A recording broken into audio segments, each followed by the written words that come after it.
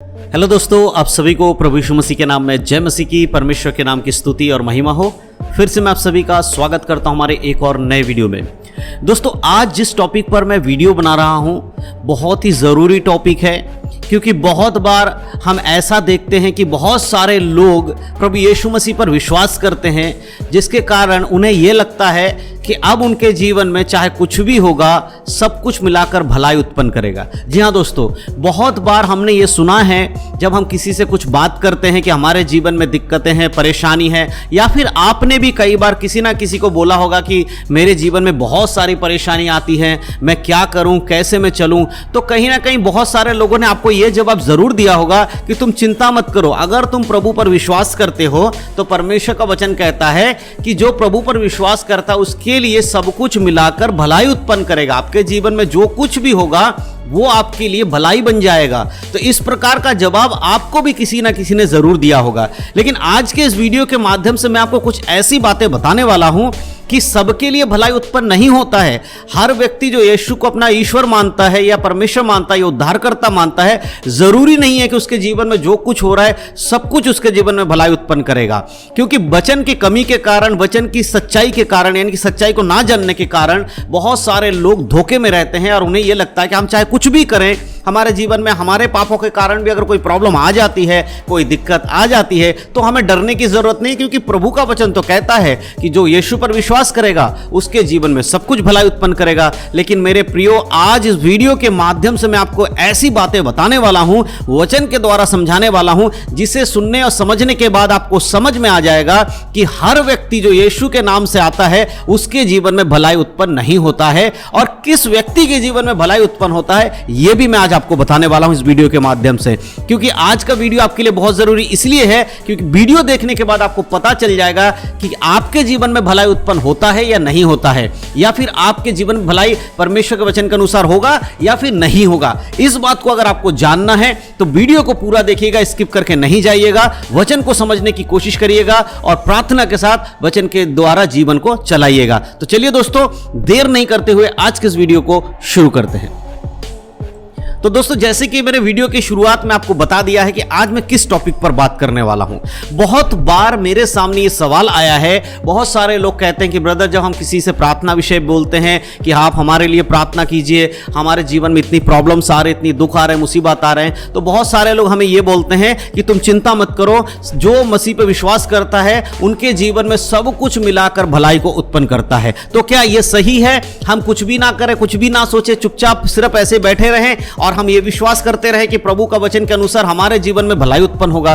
तो मैं इसलिए इस वीडियो को बना रहा ताकि आपको ये बात क्लियर हो जाए। देखिए, मैं एक चीज आपको बता देना चाहता हूं, दुनिया में हजारों करोड़ों लोग हैं जो प्रभु यीशु मसीह पर विश्वास करते हैं, लेकिन उन हजारों करोड़ों लोगों में से सारे स्वर्ग में जाएंगे ये जरूरी नहीं है। स्वर्ग में कौन जाएगा? स्वर्ग में वही जाएगा जो यीशु के वचन के अनुसार जीवन जीता है। उसी प्रकार वचन के अनुसार जो व्यक्ति चलता है, उसी के जीवन में अगर कोई बातें बुरी हो जाती हैं, उसके जीवन में कोई परीक्षा आ जाती है, कुछ मुसीबतें आ जाती हैं, तो उनके जीवन में उन मुसीबतों में भलाई को उत्पन्न परमेश्वर करता है, लेकिन उन लोगों के जीवन में करता है जो वचन के अनुसार जीवन जीते हैं। तो सबसे पहले इस वचन को हम पढ़ लेते हैं जहां पर इस बात के बारे में लिखा है, और बहुत सारे लोग इस वचन को उदाहरण देकर यह कहते हैं कि तुम चिंता मत करो, तुम चाहे कुछ भी करो, तुम्हारे जीवन में कोई भी प्रॉब्लम आ जाए, घबराने की जरूरत नहीं है, तुम टेंशन फ्री होकर बैठ जाओ, सिर्फ प्रभु पर विश्वास रखो, सिर्फ परमेश्वर के ऊपर अपना ध्यान रखो, बाकी सब कुछ तुम्हारे लिए भलाई उत्पन्न करेगा। तो ऐसे लोग कौन सा वचन का इस्तेमाल करते हैं? वो इस्तेमाल करते हैं रोमियो की पत्री, उसका 8 अध्याय और उसके 28 वचन। तो यहां पर सबसे बड़ी गलती जो लोगों से होती है वो क्या है कि लोग यहां पर वचन को पूरा नहीं पढ़ते हैं। जी हां दोस्तों, वचन को पूरा नहीं पढ़ते हैं, सिर्फ अधूरा वचन पढ़ के बोल देते हैं कि भाई रोमियो 8 के 28 में लिखा है कि हम जानते हैं कि परमेश्वर के साथ जो चलता है, परमेश्वर के वचन में जो रहता है, उसके जीवन में सब कुछ मिलाकर भलाई को उत्पन्न कर देता है। इस प्रकार से बोलकर वो चले जाते हैं। लेकिन इसमें सही मायने में इस अध्याय में, इस आयत में क्या लिखा है वो मैं आज आपको बताने वाला हूं। तो आइए हम सब मिलकर पढ़ते हैं रोमियो की पत्री, उसका 8 अध्याय और वचन 28। यहां पर इस प्रकार लिखा है, हम जानते हैं कि जो लोग परमेश्वर से प्रेम रखते हैं उनके लिए सब बातें मिलाकर भलाई को उत्पन्न करती है। अब आगे की बात सुनिएगा ध्यान से। अर्थात उन्हीं के लिए जो उसकी इच्छा के अनुसार बुलाए हुए हैं। जी हां दोस्तों, ये जो दूसरा वाला लाइन है इसको बहुत सारे लोग नहीं पढ़ते हैं, सिर्फ शुरू के लाइन को पढ़ते हैं। कौन सा लाइन? कि हम सब जानते हैं जो परमेश्वर से प्रेम रखते हैं उनके लिए सब बातें मिलाकर भलाई को उत्पन्न करती हैं। लेकिन जो आगे की लाइन है जहां लिखा है अर्थात, लिखा है अर्थात उन्हीं के लिए जो उसके इच्छा के अनुसार बुलाए हुए हैं। जी हां दोस्तों, अगर परमेश्वर की इच्छा के अनुसार आप बुलाए हुए हैं, अगर प्रभु की इच्छा के अनुसार आपने उद्धार पाया है, तभी आपके जीवन में परमेश्वर का काम होगा। इस बात को ध्यान रखिएगा। बहुत सारे लोग खुद ही आज के समय में बहुत सारे लोग अपने मर्जी से पास्टर बन जाते हैं, अपने मर्जी से भविष्यवक्ता बन जाते हैं, अपने मर्जी से अपोस्टल बन जाते हैं, अपनी मर्जी से इवेंजलिस्ट बन जाते हैं, अपनी मर्जी से शिक्षक बन जाते हैं, अपनी मर्जी से उपदेशक बन जाते हैं। इन्हें परमेश्वर ने नहीं बुलाया, फिर भी खुद ही अपने नाम के आगे पीछे कुछ भी लिखकर घूमने लगते हैं। तो क्या लगता है ऐसे लोगों के जीवन में जब कोई मुसीबत आएगी, परेशानी आएगी, तो क्या वो उनके जीवन में भलाई को उत्पन्न करेगा? बिल्कुल नहीं करेगा, क्योंकि परमेश्वर का वचन सच्चा वचन है और यहां पर साफ रीति से कहता है कि सिर्फ उन्हीं लोगों के जीवन में भलाई उत्पन्न होती है जो परमेश्वर के वचन के अनुसार बुलाए हुए हैं। इसीलिए मेरे प्रिय याद रखिए, जब भी आप इस वचन को सुनते हैं आपको समझना होगा कि आपका जीवन अगर परमेश्वर के वचन के अनुसार नहीं है, प्रभु की इच्छा के अनुसार नहीं है, तो यह वचन आपके लिए बिल्कुल भी फिट नहीं बैठता है। और इस वचन को अगर आपको अपने जीवन में लागू करना है, अगर आप चाहते हैं कि यह वचन आपके जीवन में लागू हो, तो आपको क्या करना होगा? आपको सबसे पहले परमेश्वर की इच्छा के अनुसार जीवन जीना होगा। जब आप परमेश्वर की इच्छा के अनुसार जीवन जिएंगे तभी यह वचन आपके जीवन में काम करेगा, अन्यथा यह वचन आपके जीवन में काम नहीं करेगा। और प्रभु का वचन हमें यही तो कहता है मेरे प्रियो कि जो मुझसे प्रेम करता है वो मेरी आज्ञाओं को भी मानेगा। अगर आप परमेश्वर की आज्ञा को मानते हैं, उसके अनुसार जीवन जीते हैं, तो परमेश्वर कहता मैं तेरे जीवन में चाहे कोई भी मुसीबत आए, कोई भी परेशानी आए, कोई भी बीमारी आए, कोई भी चीज आपके जीवन में हो, उन सब में मैं तुझे भलाई को उत्पन्न करके दिखाऊंगा। यह बात याद रखिए। भजन संहिता और उसके 34 अध्याय के अगर आप 8 और 9 आयत को पढ़ेंगे तो यहां पर क्लियर हो जाता है परमेश्वर के उस वायदे के बारे में। यहां पर 8 आयत में इस प्रकार लिखा है, भजन संहिता उसका 34 अध्याय 8 आयत में लिखा है, परख कर देखो कि यहोवा कैसा भला है, क्या ही धन्य है वह पुरुष जो उसकी शरण लेता है। परमेश्वर कह रहा है तुम मुझे परख के देखो कि मैं तुम्हारे लिए काम करता हूं कि नहीं करता हूं। सिर्फ घर बैठकर यह मत सोचो कि वचन में लिखा है जो परमेश्वर से प्रेम रखता है उसके जीवन में चाहे कुछ भी होगा सब कुछ मिलाकर भलाई उत्पन्न कर देगा। इतना सोचने से नहीं होगा, आपको परखना है परमेश्वर की बातों को, तो अपने जीवन में वचन को लाकर उसके अनुसार जीवन जीना होगा, पवित्रताई का जीवन जीना होगा, वचन को मानना होगा, नम्रताई का जीवन जीना होगा, पाप से परे रहना होगा, झूठ से परे रहना होगा, शैतान के कामों को छोड़ना होगा। एक पवित्र जीवन जब आप जिएंगे तभी आप परमेश्वर को परख पाएंगे, अन्यथा पाप के जीवन में रहते हुए आप सोचेंगे कि मैं परमेश्वर को परखूं, वो संभव नहीं है। इसीलिए वचन में 9 आयत में इस प्रकार लिखा है, हे यहोवा के पवित्र लोगों उसका भय मानो, क्योंकि उसके डरवैयों को किसी बात की घटी नहीं होती। परमेश्वर का वचन क्या कर रहा है? यहोवा का भय जो मानता है उसके जीवन में किसी बात की घटी नहीं होती है। रोमियो 8:28 में हमने क्या पढ़ा है? अर्थात उन्हीं के लिए जो उसकी इच्छा के अनुसार बुलाए हुए हैं। भजन संहिता 34 अध्याय के 9 आयत में क्या कहता है परमेश्वर? उन लोगों के लिए जो यहोवा का भय मानते हैं किसी बात की घटी नहीं होती। और जो यहोवा का भय मानेगा क्या वो पाप करेगा? नहीं करेगा। परमेश्वर का भय मानने वाला व्यक्ति कभी झूठ बोलेगा? नहीं बोलेगा। क्या कभी वो शैतान के चालों में फंसेगा? नहीं फंसेगा। अगर कभी वो गिरता है, कभी परीक्षा में भी गिरता है, तो भी परमेश्वर के वचन में चलेगा वो और अपने जीवन को पवित्र रखने की भरसक प्रयास करेगा। और जब वो कमजोर पड़ने लगेगा तब वो प्रार्थना करेगा। यही है पहचान एक बुलाए हुए मसीह की, कि वो परमेश्वर के वचन के अनुसार जीवन जीता है। और जो परमेश्वर के वचन के अनुसार जीवन जीता है इसका मतलब वो परमेश्वर की इच्छा के अनुसार बुलाया हुआ है। और जो परमेश्वर की इच्छा के अनुसार बुलाया हुआ है उसके जीवन में चाहे कुछ भी होगा वो सब कुछ मिलाकर परमेश्वर भलाई को उत्पन्न करेगा। हमारे सामने सबसे अच्छा एक उदाहरण जो हम देते हैं बाइबल के अनुसार वो है अय्यूब को। देखिए मेरे प्रियो, अय्यूब परमेश्वर का ऐसा एक व्यक्ति, परमेश्वर का ऐसा एक दास जिसे परमेश्वर स्वयं खरा व्यक्ति कहता है।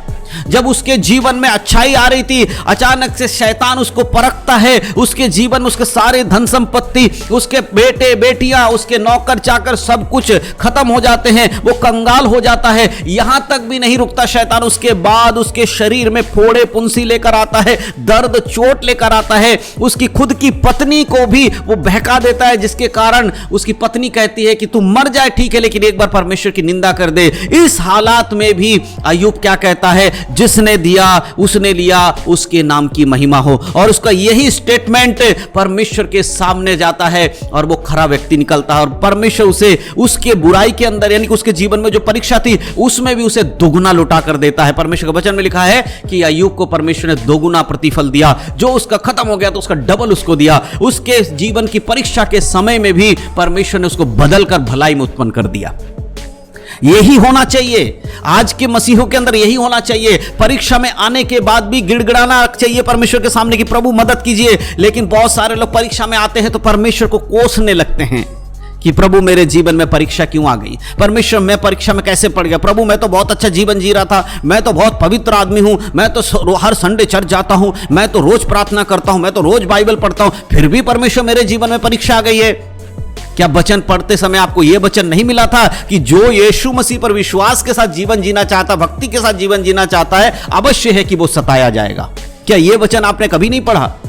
इसलिए मेरे प्रियो, यदि आप वचन के अनुसार जीवन जीते हैं, पवित्रताई का जीवन जीते हैं और यीशु मसीह की इच्छा के अनुसार चलते हैं, उसके बुलाए हुए इच्छा के अनुसार चलते हैं, तभी आपके जीवन में चाहे कुछ भी शैतान लेकर आएगा, चाहे कुछ भी आपके जीवन में होगा, उसमें भलाई को उत्पन्न परमेश्वर करेगा।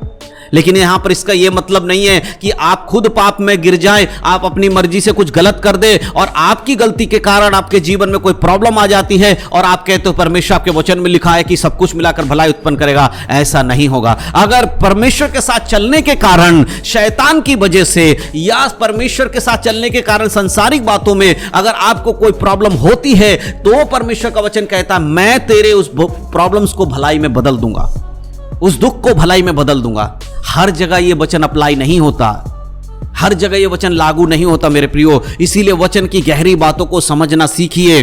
कोई कुछ भी कह देता है, उस पर विश्वास करने से ज्यादा पवित्र आत्मा के द्वारा प्रार्थना करके वचन को समझिए, तब आप वचन की गहरी बातों को समझ पाएंगे।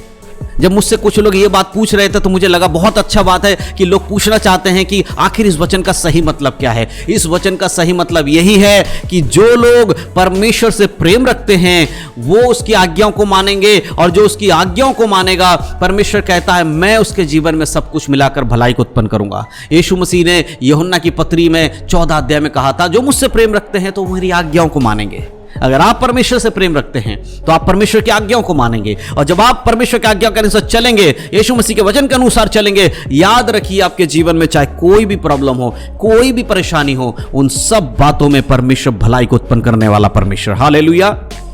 धन्यवाद हो उस परमेश्वर का जो हमें यह वायदा देता है। मेरे प्रियो, आज के समय में हम परमेश्वर से बहुत कुछ प्राप्त करना चाहते हैं, आप परमेश्वर से बहुत कुछ प्राप्त करना चाहते हैं, लेकिन क्या आप थोड़ा समय परमेश्वर के वचन अध्ययन में, थोड़ा समय आत्मिक प्रार्थना में, थोड़ा समय आत्मिक उपवास में या परमेश्वर की संगति में बिताने में अपने समय को देना चाहते हैं? बहुत कम ऐसे लोग मिलेंगे जो कहेंगे नहीं मैं परमेश्वर को समय देना चाहता हूं। लेकिन मेरे प्रिय याद रखिए, बहुत ऐसे ज्यादा लोग मिलेंगे जो कहेंगे नहीं हमारे पास टाइम नहीं है, हम कर लेते हैं, सप्ताह में एक दिन चर्च चले जाते, वही हमारे लिए बहुत है। ऐसे व्यक्ति कभी यह ना सोचे कि वो कभी स्वर्ग में जा पाएगा। जो इस पृथ्वी पर रहते हुए परमेश्वर की संगति में नहीं बैठ पा रहा है, वो स्वर्ग में परमेश्वर की संगति में कैसे रहेगा जहां पर परमेश्वर के सिवा कुछ नहीं है? सोच कर देखिए, परमेश्वर ही सब सर्वोपरि है, परमेश्वर ही होगा स्वर्ग में, सब कुछ परमेश्वर है। जो आज पृथ्वी पर थोड़ा समय परमेश्वर की संगति में नहीं बैठ सकता, वो स्वर्ग में परमेश्वर के साथ अनादि अनादिकाल कैसे रह पाएगा? क्या यह पॉसिबल हो पाएगा? आज आप अपने जीवन को देखिए, थोड़ी देर आप परमेश्वर से प्रार्थना नहीं कर सकते, लेकिन आपकी उम्मीदें क्या हैं कि आप स्वर्ग में परमेश्वर के साथ रहो। क्या ऐसा हो पाएगा?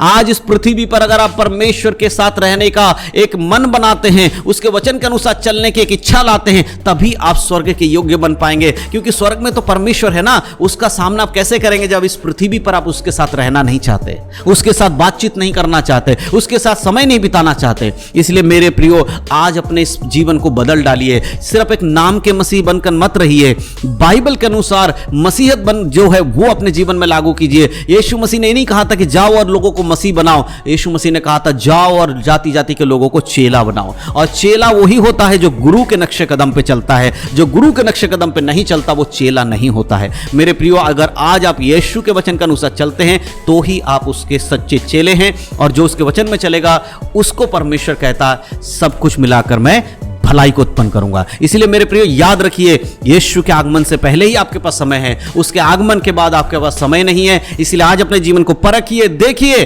और वचन के अनुसार सोचिए क्या आप सही हैं या गलत हैं। अन्यथा अगर आज अपने निर्णय नहीं लिया, आज अपने जीवन को नहीं बदला, तो यीशु मसीह के आगमन पर आप उसके संग स्वर्ग में कदापि नहीं जाएंगे।